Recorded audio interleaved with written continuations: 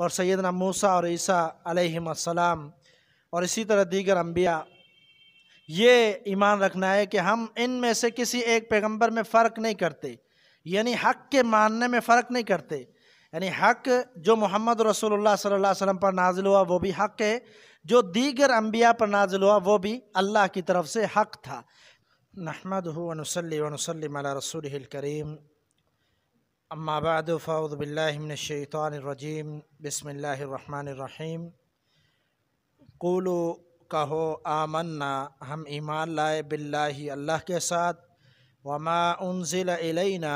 اور جو نازل کیا گیا ہماری طرف، وما انزل الی ابراہیم، اور جو نازل کیا گیا ابراہیم و اسماعیل اور اسماعیل و اسحاق اور اسحاق و یعقوب اور یعقوب والاسباط اور ان کی اولادوں کی طرف، وما اوتی موسیٰ، اور جو دیے گئے موسیٰ و عیسیٰ اور عیسیٰ، وما اوتی، اور جو دیے گئے النبیون، انبیاء من ربہم، اپنے رب کی طرف سے، لا نفرق بین احد منہم، نہیں ہم فرق کرتے، تفریق کرتے ان میں سے کسی ایک کے درمیان، ونحن لہ مسلمون، اور ہم اسی کے لیے فرما بردار ہیں۔ اس آیت کے اندر صحابہ اکرام کو مخاطب کیا گیا ہے اور یہ کہا گیا کہ تم لوگ یہ کہو، آمنا، ہم ایمان لائے اللہ کے ساتھ اور جو بھی اللہ کی طرف سے نازل ہوا، جو بھی نازل ہوا پچھلے انبیاء کی طرف اور جو محمد رسول اللہ صلی اللہ علیہ وسلم کی طرف نازل ہوا، ہم اس پر ایمان لائے۔ یہ مجملاً ایمان کی بات ہو رہی ہے، یعنی مجملاً ایمان کہ جو سیدنا عیسیٰ علیہ السلام کو کتاب دی گئی، انجیل، یا موسیٰ علیہ السلام کو تورات دی گئی، جتنوں کا ذکر قرآن مجید میں وہ، اور اس کے علاوہ جس بھی پیغمبر پر، جس بھی نبی پر، جس بھی رسول پر جو اللہ کی طرف سے نازل ہوا، مجمل طور پر ہم یہ مانتے ہیں کہ وہ حق تھے، جو بھی ان پر نازل ہوا یہ سب حق تھے اور ان پر ایمان رکھنا ہے۔ یہاں پر اللہ تعالیٰ نے جو بڑے پیغمبر تھے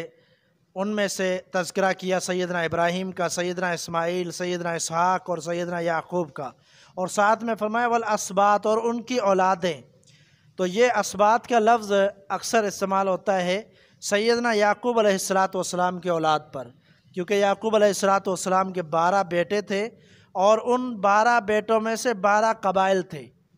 ان پر یہ ذکر ہوتا ہے لفظ اسباط، یعنی ان کی اولادوں پر جو بھی نازل ہوا ان میں سے پیغمبر بھی تھے،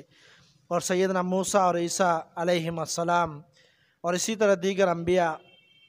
یہ ایمان رکھنا ہے کہ ہم ان میں سے کسی ایک پیغمبر میں فرق نہیں کرتے، یعنی حق کے ماننے میں فرق نہیں کرتے، یعنی حق جو محمد رسول اللہ صلی اللہ علیہ وسلم پر نازل ہوا وہ بھی حق ہے، جو دیگر انبیاء پر نازل ہوا وہ بھی اللہ کی طرف سے حق تھا۔ لیکن اس وقت کس پر ایمان لانا ہے اور کس کے مطابق زندگی بسر کرنی ہے، اس وقت ہمارے لیے جو شریعت جس کو ہم نے اپنانا ہے وہ قرآن مجید ہے۔ قرآن مجید کو اسی کے مطابق ہم نے زندگی بسر کرنی ہے، کیونکہ قرآن مجید کے نازل ہونے کے بعد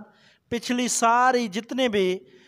شریعت تھی وہ منسوخ ہو چکی، جو بھی انبیاء کے پاس اللہ تعالیٰ نے نازل فرمایا وہ سارے کی ساری شریعتیں منسوخ ہو گئی جب قرآن مجید نازل ہو گیا۔ اور اس کا ذکر قرآن مجید میں بھی ہے کہ اللہ تعالیٰ نے فرمایا ہم نے تمام انسانیت کے لیے آپ کو پیغمبر بنا کر بھیجا۔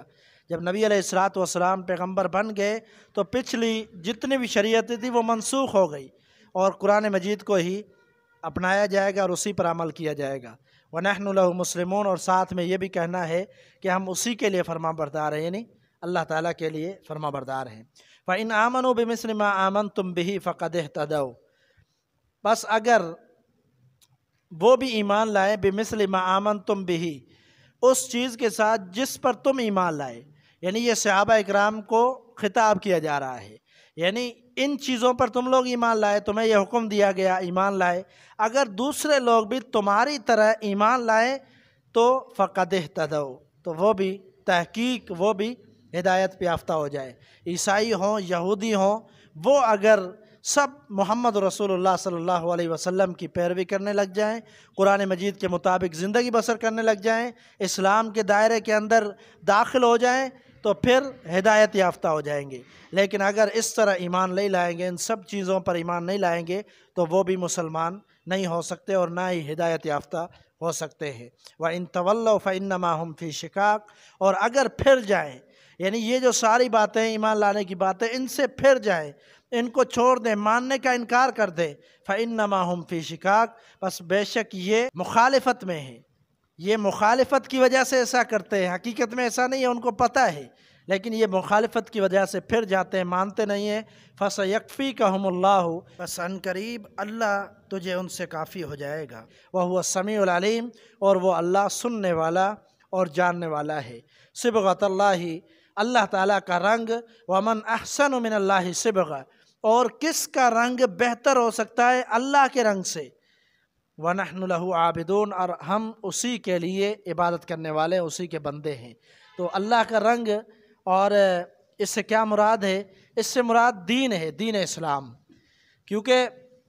عیسائیوں کے اندر ایک رسم تھی، اس رسم کے مطابق وہ کیا کیا کرتے تھے، بچے پر ایک زرد رنگ کا انہوں نے پانی بنایا ہوا تھا، بچے پر وہ زرد رنگ کا پانی ڈالتے تھے، پورا پانی ڈال کر پھر یہ کہتے تھے کہ یہ پکا نصارہ ہو گیا، یعنی پکا عیسائی اب بنا ہے اس زرد رنگ کی وجہ سے۔ حالانکہ اللہ تعالیٰ نے یہاں پر اس کی تردید کی ہے، یہ نہیں ہے کسی پر رنگ پھینک دو یا اپنی طرف سے جو تم نے طریقے بنائے ہوئے ہیں وہی اسلام والا ہے، وہی پکا نصرانی ہے، وہی پکا دیندار ہے، بلکہ جس نے اللہ کے رنگ کو اختیار کیا، یعنی دین اور شریعت جو اللہ کی طرف سے آیا ہے اس کے مطابق چلا، اسی رنگ میں رنگ گیا، تو اللہ نے فرمایا کہ یہی جو ہے بہتر ہے، اور یہی رنگ تمہارے لیے بہتر ہے، دین کا رنگ، تو اسی کے مطابق زندگی گزارو، اور یہ کہو کہ فَنَحْنُ لَهُ عَابِدُونَ، ہم اسی کے لیے، اللہ کے لیے فرما بردار ہیں، ہم اسی کے بندے ہیں، ہم اسی کی عبادت کرنے والے ہیں۔ تو یہ بھی حقیقت میں رد کیا گیا ہے نصارہ کا، یہودیوں کا، جو ان انبیاء کو بھی جھٹلاتے تھے۔ جس طرح یہ اللہ تعالیٰ نے ان کو سبق دیا ہے کہ جس طرح یہودیوں نے محمد رسول اللہ صلی اللہ علیہ وسلم کا انکار کیا، اسی طرح عیسائیوں نے انکار کیا، اور جب شریعت کی بات آتی تو ان لوگوں کی ساری شریعت جو بھی تھی، یعنی انجیل، تورات، یہ سیدنا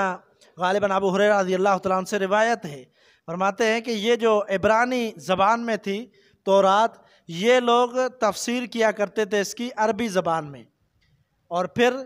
آگے پیچھے کر دیا کرتے تھے، اپنی مرضی سے تفسیر کر دیا کرتے تھے۔ اس لیے جو چیز اس وقت ہدایت کے لیے کافی ہے وہ قرآن مجید میں، قرآن مجید ہی کافی ہے، اس لیے کہ اس کتاب کی اللہ تعالیٰ نے گارنٹی دی ہے کہ یہ وہ کتاب ہے جس کے اندر ابھی تک کوئی ترمیم نہیں ہوئی اور نہ ہی قیامت تک ہو سکتی ہے۔ وَنَحْنُ لَهُ حَافِظُونَ، قرآن مجید میں ہے إِنَّا نَحْنُ نَزَّلْنَا الذِّكْرَ وَإِنَّا لَهُ